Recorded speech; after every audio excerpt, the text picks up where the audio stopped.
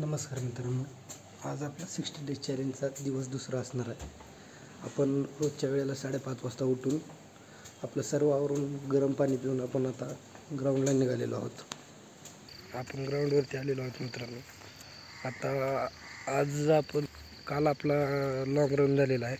आज आपला मंगळवार आज आपण स्प्रिंट घेणार आहोत.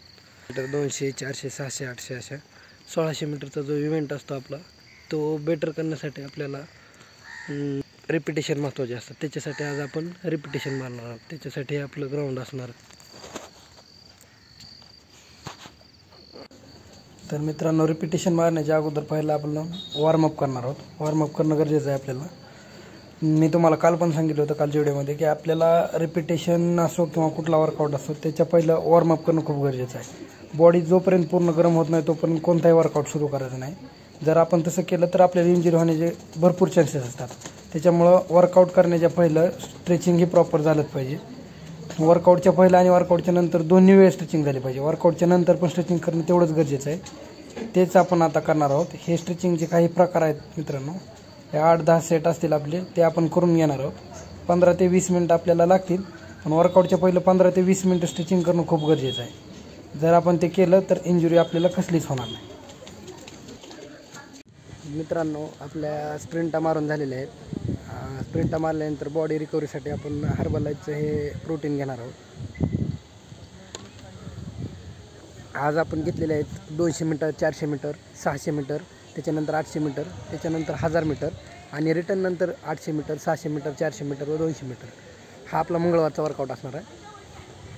आज भरपूर बॉडी दमलेली आहे, त्याच्यामुळं प्रोटीन घेणं गरजेचं आहे. आणि डेली वर्कआउटनंतर तुम्ही काही ना काही प्रोटीन घेतलं पाहिजे. मित्रांनो, आपण वर्कआउटवरून रूमवर आलेलो आहोत. रूमवर येऊन आपण आंघोळ वगैरे करून मस्त आपलं झालेलं आहे सगळावरून. त्याच्यानंतर आता आपण आपला डाएट घेणार आहोत. हा असा आपला डाएट असणार आहे.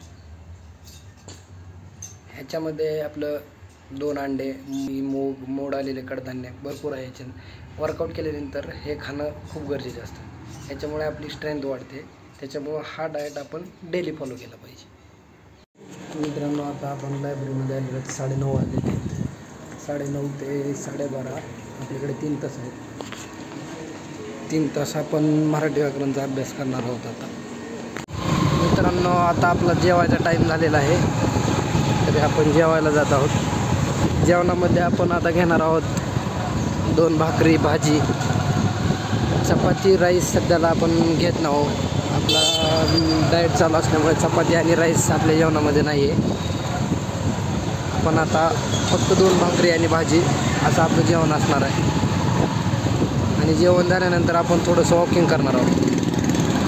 तर आता 4:30 वाजलेले आहेत. आता आपण वर्कआउटसाठी लायब्ररीमधून रूमवर जात आहोत. रूमवर जाऊन आपण वर्कआउटला जाणार आहोत. तर मित्रांनो, आता आपण आलेलो शिवाजीनगरच्या ग्राउंडवरती. हे आपलं शिवाजीनगरचं ग्राउंड असणार आहे. आता आपला वर्कआउट असणार आहे आजचा स्लो रन. सकाळी आपण फास्ट रन घेतलेला आहे. स्प्रिंट झाले असल्यामुळे आता संध्याकाळचा वर्कआउट आपण स्लो घेणार आहोत. आणि स्लो वर्कआउटमध्ये आपलं 5 ते 10 रिपिटेशन होणार आहेत. 2, 2.5, 3च्या पेसने आपण 10 रिपिटेशन मारणार आहोत. त्याच्यानंतर आपण वर्कआउट आज लेगचा वर्कआउट घेणार आहोत. काल आपण अप्पर बॉडीचा वर्कआउट घेतला होता. अप्पर बॉडीमध्ये सेट घेतले होते, 10 सेट झाले होते आपले. त्याच्यानंतर आज लोअर बॉडी घ्यायची. लोअर बॉडी म्हणजे लेगचा वर्कआउट घेणार आहोत आज आपण. कारण की 1600 मीटर रनिंग करण्यासाठी आपल्याला लेग मजबूत असणं खूप गरजेचं आहे. त्याच्यासाठी आपण लेग वर्कआउट घेणार आहोत. मित्रांनो, आता आपण वर्कआउटून येऊन आपले सर्व आवरून आपण जेवण्यासाठी जात आहोत.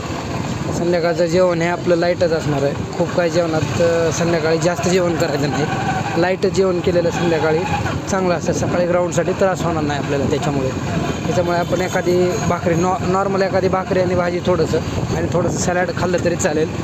आपण आज तेवढंच घेणार आहोत. मित्रांनो, आता 10:30 वाजलेले आहेत. आपण 9 वाजता लायब्ररीमध्ये गेलेलो होतो. त्याच्यानंतर आपण 9 ते 10:30 करंट अफेअर्सचा अभ्यास केलेला आहे. आता 10:30 वाजले.